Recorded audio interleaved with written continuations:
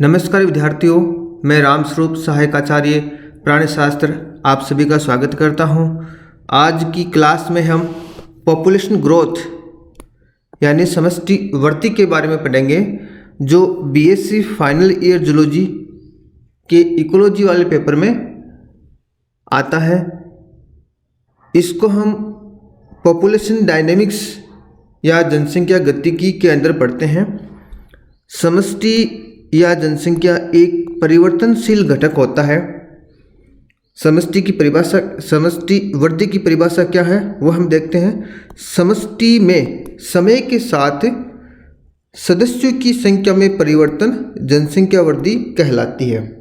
किसी भी समष्टि में उनके अंदर पाए जाने वाले सदस्यों की संख्या में समय के साथ जो परिवर्तन होता है उसको हम जनसंख्या वृद्धि कहते हैं। जनसंख्या वृद्धि 4 कारकों द्वारा निर्धारित होती है। कौन कौन से? जन्म, मृत्यु, उत्प्रवास, अप्रवास।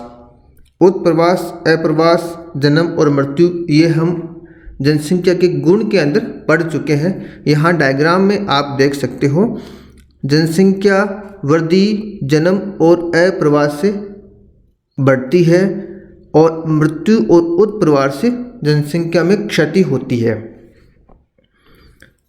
एक बंद जनसंख्या का अर्थ यह है कि उस समष्टि में ना तो कोई बाहर से जीव प्रवेश कर रहा है और ना ही अंदर से कोई जीव बाहर जा रहा है।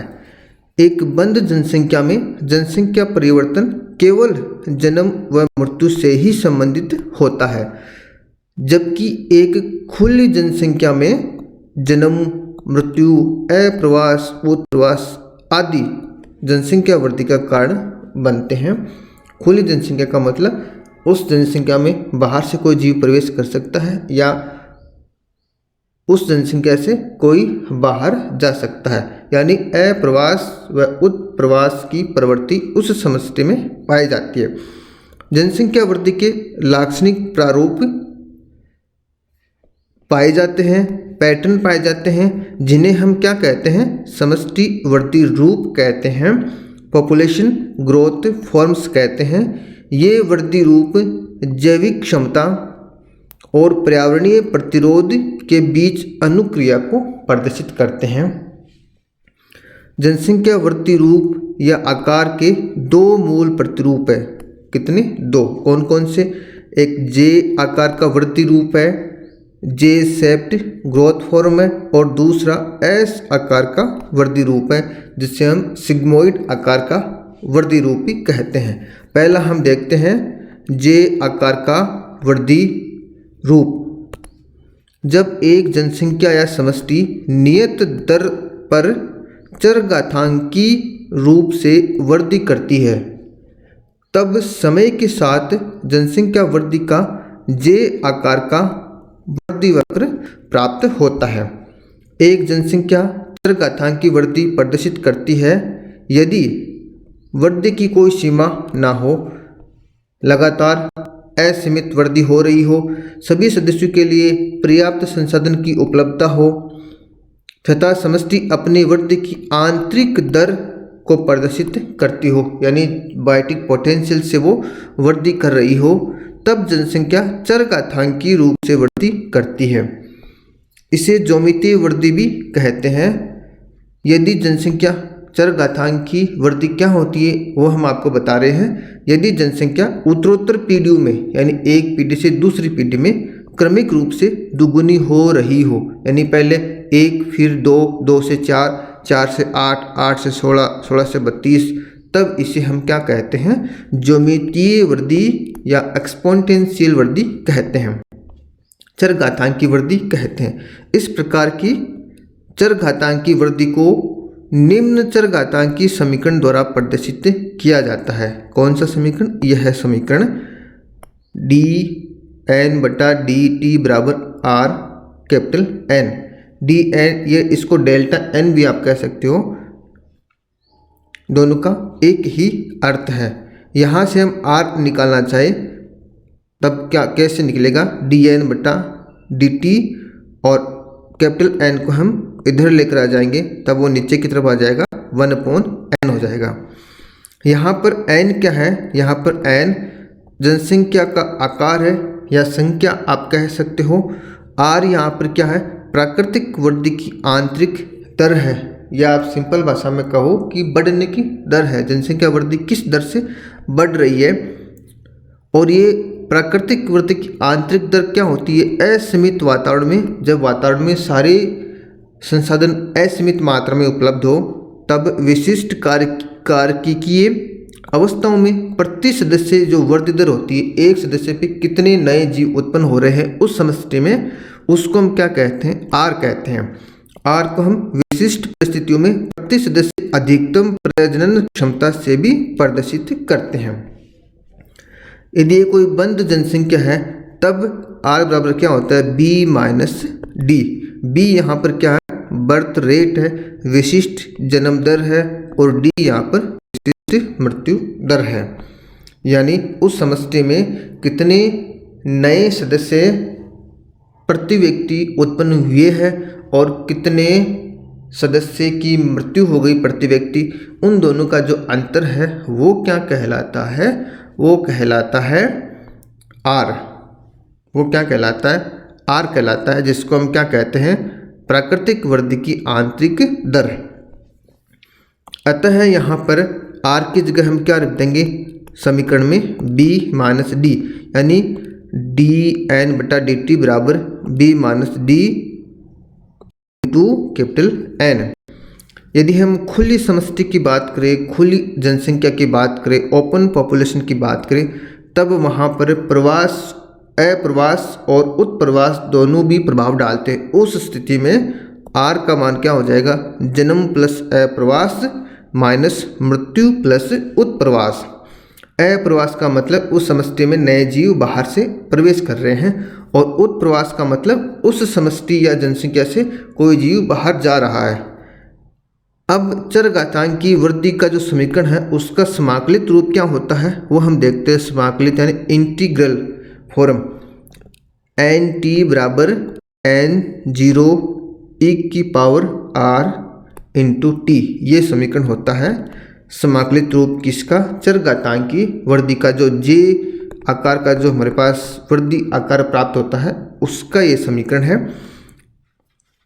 यहाँ पर एन टी क्या है, टी समय पर जनसंख्या घनत्व या आकार, एन जीरो जीरो समय पर जनसंख्या घनत्व, यानी प्रारंभ में कितना जनसंख्या घनत्व था, कितनी जनसंख्या थी वो। आर वही बढ़ने की दर, प्राकृतिक वृद्धि की आंतरिक दर, टी समय है, ई क्या है, नेचुरल लॉगरिथम है, उसका आधार है, जिसका एक स्थिर मान होता है, एक स्थिरांक है, मान कितना होता है जिसका 2.71828, ये इसका ई का मान होता है। यहाँ ग्राफ की हम बात करें, जे आकार के वृद्धि रूप की हम बात करें, तब कैसा प्राप्त होता है, तब ऐसा प्राप्त होता है। यहाँ पर ये ग्राफ बनाया हुआ है। पहला ग्राफ समय का जनसंख्या वृद्धि के साथ है, दूसरा समय का जनसंख्या वृद्धि के लॉग के साथ है। तो ये जे फॉर्म के रूप में हमें ग्राफ प्राप्त होता है। जे आकार के वृद्धि रूप में जनसंख्या चरघातांक की रूप से तीव्र वृद्धि करती है। फिर वृद्धि की अधिकतम सीमा जिसे एसिम्पटोट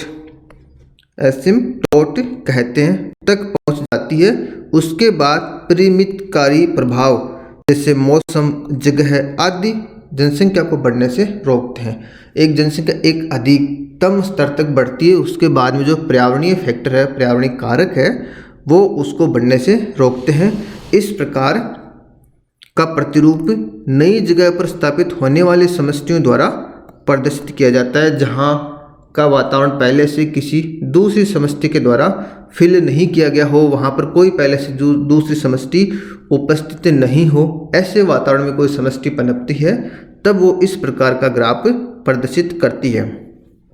दूसरे ग्राफ की बात करें, एस आकार का वृद्धि प्रतिरूप या सिग्मोइड प्रकार का वृद्धि प्रतिरूप। ऊपर वाले हमने ग्राफ में कंडीशन में ये देखा कि चरघातांक की जो वृद्धि होती है वो एक, हम मानते हैं वास्तव में प्रकृति में जब कोई समष्टि वृद्धि करती है तो उसे वातावरणीय प्रतिरोध का सामना करना पड़ता है, जिसके कारण वो वास्तविक वृद्धि नहीं कर पाती है। चरघातांक की वृद्धि में ये माना गया कि वातावरण में संसाधन असीमित है, परंतु वास्तविक स्थिति में ऐसा कभी नहीं होता है। जैसे जैसे जनसंख्या घनत्व बढ़ता है, प्रत्येक सदस्य के लिए संसाधनों की उपलब्धता वैसे वैसे कम होते जाती है। अर्थात एक विशिष्ट वातावरण केवल एक अधिकतम जनसंख्या घनत्व आकार को ही वहन कर सकता है। कोई भी एक वातावरण, उसकी एक सीमा है, वो उस सीमा तक ही जनसंख्या को वहन कर सकता है, उस सीमा से अधिक वो फिर वहन नहीं कर पाएगा। एक विशिष्ट जाति के सदस्यों की वह अधिकतम संख्या जो एक विशेष वातावरण द्वारा वहन की जा सके, वहन क्षमता या कैरी कैपेसिटी कहलाती है। ये कई बार एग्जाम में पूछा जाता है, इसलिए इसको आप अच्छे से याद करोगे। दूसरे शब्दों में यह एक विशेष वातावरणीय अवस्था है जिसमें जीव संख्या या समष्टि का उच्चतम संभव आकार है। इसे हम किससे परिभाषित करते हैं, कैसे हम इसको लिखते हैं? के कैपिटल लेटर से लिखते हैं। वहन क्षमता नियत नहीं होती है, कांस्टेंट नहीं होती है, यह स्थान और समय के साथ संसाधनों की उपलब्धता के अनुसार बदलती रहती है। जैसे जैसे संसाधन की मात्रा कम होगी, वैसे वैसे कैरिंग कैपेसिटी भी बदलती रहेगी। और अन्य कई कारक है, जैसे शिकार है, स्पर्धा है, जलवायु कारक है, इनसे भी इसका निर्धारण होता है। ये सभी कारक जो जनसंख्या वृद्धि को सीमित करते हैं, पर्यावरणीय प्रतिरोध या एनवायरमेंटल रेजिस्टेंस कहलाते हैं। ये जो एस आकार या सिग्मोइड आकार की जो अवधारणा दी है, वो किसने दी है? वर्होल्स्ट ने दी थी, ये साइंटिस्ट है। इसने ये बताया है कि एक समष्टि की वृद्धि दर वातावरणीय प्रतिरोध के कारण धीमी हो जाती है तथा तब तक वह बढ़ती है जब तक पर्यावरण की वहन क्षमता तक नहीं पहुंच जाए। यानी पर्यावरण की जो वहन क्षमता वहां तक नहीं पहुंच जाए, तब तक जनसंख्या में वृद्धि होती रहती है। इस प्रकार की वृद्धि के परिणाम स्वरूप जनसंख्या वृद्धि का एस आकार का प्रतिरूप प्राप्त होता है, जिससे आप डायग्राम में देख सकते हो। ये किस प्रकार का है? ये एस प्रकार का वृद्धि प्रतिरूप है समय का जनसंख्या वृद्धि के साथ। यदि किसी जनसंख्या का आकार या घनत्व n है, कैपिटल N है, तथा अधिकतम संभावित जनसंख्या आकार के है, वहन क्षमता है, यानी उस स्थान पर, उस पर्यावरण में समष्टि की अधिकतम जनसंख्या कितनी हो सकती है? के हो सकती है। लेकिन वर्तमान में कितना घनत्व है? n है। तब k-n वह संख्या है जो उस समष्टि में बढ़ सकती है, यानी इतनी और भी बढ़ सकती है। यहाँ पर k-n में यदि n का हम भाग देंगे तब हमारे पास क्या प्राप्त होगी? यह प्रति सदस्य उस समष्टि में वृद्धि करने के लिए उपलब्ध संख्या है। यानी प्रति सदस्य कितनी और वृद्धि हो सकती है उस क्षेत्र में समष्टि की संख्या। दूसरे शब्दों में यह समष्टि के वृद्धि के लिए अभी कितने संसाधन उपलब्ध, इसकी ओर भी संकेत करती है। उपरोक्त k-n/n को चरघातांकी समीकरण में हम सम्मिलित करते हैं, तब हमारे पास क्या समीकरण प्राप्त होता है? dn/dt बराबर r capital N into k-n/n। यहाँ पर कैपिटल N जनसंख्या घनत्व है या आकार है या संख्या कह सकते हो। dn/dt प्रति इकाई समय में जनसंख्या आकार में जो परिवर्तन हुआ है वह के यहाँ पर वहन क्षमता या कैरिंग कैपेसिटी है। r बढ़ने की दर है, जिसे प्राकृतिक वृद्धि की आंतरिक दर भी कहते हैं। यह समीकरण सिग्मोइड एस आकार के वृद्धि प्रतिरूप का समीकरण है। यह समीकरण कौन सा है? सिग्मोइड आकार के वृद्धि प्रतिरूप का समीकरण है। सिग्मोइड वक्र में वृद्धि का प्रतिरूप निम्न प्रकार से होता है। पहला, अनुकूल परिस्थितियों में उस क्षेत्र में व्याप्त समष्टि सर्वप्रथम धीरे धीरे वृद्धि करती है। इसे धनात्मक त्वरण प्रावस्था या पॉजिटिव एक्सीलरेशन फेज भी कहते हैं। पहली फेज ये होती है उस समष्टि में धीरे धीरे वृद्धि करती है, उसके बाद में बहुत तेजी से वृद्धि करती है, जिसे लोगरिथम प्रावस्था भी कहते हैं। और अंत में फिर वृद्धि धीमी हो जाती है, जिसका कारण पर्यावरणीय प्रतिरोधकता होता है। इसका बढ़ना होता है पर्यावरणीय प्रतिरोधकता, जिसके कारण जनसंख्या की वृद्धि वापस धीमी हो जाती है। इसे ऋणात्मक त्वरण प्रावस्था या नेगेटिव एक्सीलरेशन फेज भी कहते हैं। यह प्रावस्था तब तक चलती है जब तक कि समष्टि की वृद्धि साम्य अवस्था को प्राप्त नहीं कर लेती है। वृद्धि वक्र की ऊपरी सतह का स्तर जिसके बाद कोई वृद्धि देखने को नहीं मिलती उसे ऊपरी एसिम्पटोट कहते हैं। इसे वहन क्षमता भी कह सकते हैं, कैरिंग कैपेसिटी भी कह सकते हैं। इस प्रकार का वक्र मुख्यतः यीस्ट कोशिकाओं में या मानव समष्टि में पाया जाता है। जैसे यहाँ पर आप देख सकते हो, ये सिग्मोइड वक्र है जिसमें धनात्मक त्वरणावस्था है जो पहले धीरे धीरे बढ़ती है, फिर लॉगरिथम प्रावस्था है जो अचानक तीव्र गति से वृद्धि होती है जनसंख्या में, फिर धीमी धीमी वृद्धि होती है जिसको ऋणात्मक त्वरण प्रावस्था कहते हैं, और वहन क्षमता और ऊपरी एप्सिटोप अवस्था तक ये वृद्धि करती है जो लगभग कैरिंग कैपेसिटी के बराबर होती है। अब कैरिंग कैपेसिटी के बारे में थोड़ा और पढ़ लेते हैं। वहन क्षमता क्या होती है? शॉर्ट नोट में कई बार एग्जाम में पूछ लिया जाता है। वहन क्षमता किसी समष्टि की व्यक्तियों या सदस्यों की संख्या है जो किसी विशिष्ट समय में किसी आवास स्थल में आश्रित रह सकती है, यानी उस आवास स्थल में वो पाई जाती है। एक बार जब समष्टि वहन क्षमता तक पहुंच जाती है तब उसी के आसपास दोलित या परिवर्तित होती रहती है, यानी उसी के आसपास उसमें ज़्यादा परिवर्तन नहीं होता, वो थोड़ा बहुत प्लस माइनस होता रहता है, लेकिन उसी के आसपास वो जनसंख्या वृद्धि स्थिर रहती है, नियत रहती है। यहाँ एक ग्राफ है, ये वृद्धि वक्र के विभिन्न अवयव है। यहाँ पर जे आकार का वक्र और एस आकार का वक्र दोनों एक साथ मिक्स कर दिए गए, और दोनों के बीच में जो स्थान है ये वाला जो स्थान है इसको हम कहते हैं पर्यावरणीय प्रतिरोध।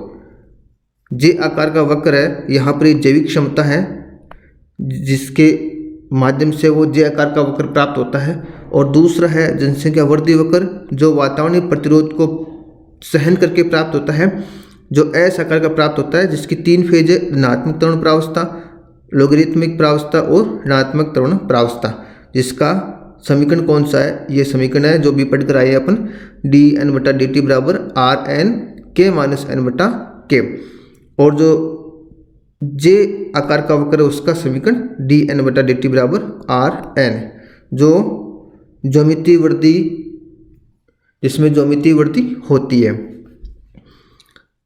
k-n/k का मान 1 होता है तब उसको हम कैरिंग कैपेसिटी कहते हैं, वो जैविक क्षमता से वृद्धि उसको हम कहते हैं।